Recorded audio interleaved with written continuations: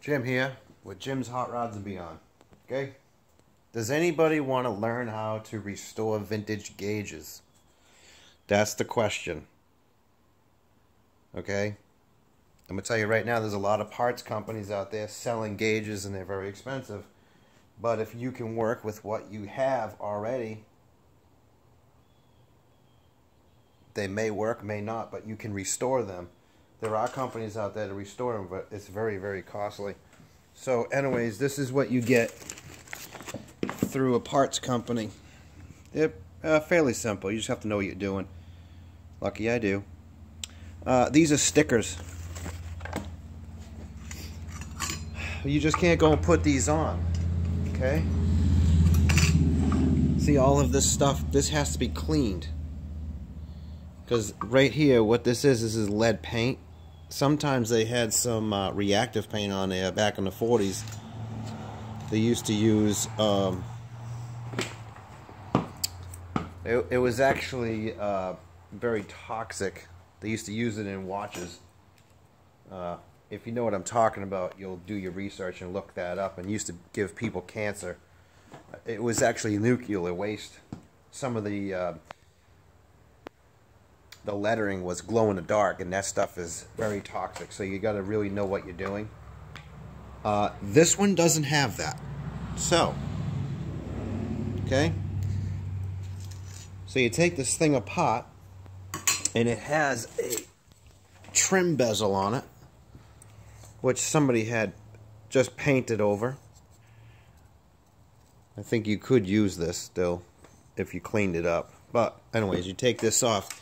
And around the sides, focus your damn thing. Around the sides, you have little spots where folded over. And basically, it's just a pinch around the edge of the gauge bucket. So, we'll discard that because we have some new ones. These are for LMC. I have to advertise for LMC Truck.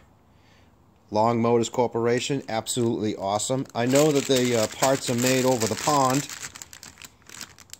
Yeah, you see that, Taiwan. But you know what? That's the way it is. We have the EPA here, and they stick it in our butts. So that they send our equipment and all of our machines across the pond. So they have no EPA regulations, and they stamp and make all our goods over there. So maybe one day we're going to get all that back. Who knows? So, new trim bezel in a package right there. See that? And I do agree that things do not fit unless they are OEM. But Long Motors, or LMC, has done their research. These things are almost identical. I don't get too many parts from them that don't work correctly. I think it was a bumper bracket on one time. But these things are stamped on original tooling, I believe. So they're extremely high quality. You know, and the prices are actually reasonable prices. But, so, in order to do this right, you got to take the inner trim bezel, which is actually a glow ring, or illumination ring.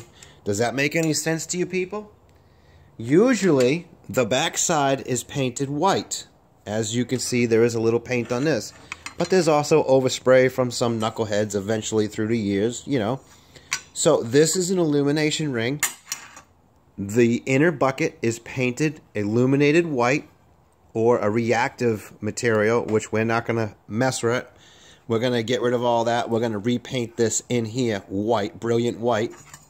We're going to paint this one. Actually, I think it might be an almond, so I do have an almond color, because this is supposed to be almond, but I believe this is smoker's coagulation, you know, because this is all smoke from somebody smoking in the vehicle, because there's a little bit of spot right there where it's really, really almond color. The rest, dirty smokers. So you have to take these two little screws out of the front to get the clock face off, and then to pull the mechanism out, two little screws in the back. And now most of the vintage vehicles do have this, or any kind of other provision for like this. So, end of story. You know how to take it off. You got to use very little. Somebody had made this little pointer. We're going to address this. I'll have to. I might redo that with a piece of wire. I'm not really sure yet. I have to go look at the other ones because there's something going on with that. And it looks like somebody made it out of a piece of paper or something. I mean, it looks okay, but it could be repainted. So, the illumination or deflector ring, or light ring, has to be stripped down completely, repainted on the inside and on the outside. And there's no ground necessary in us, so you don't care about continuity or anything like that. But there is an indexing point on these here in the bucket right there. So those always have to go together because of the lock ring. So it's self-indexing. As further I get into this, you will see I'm going to do like 3 videos on this.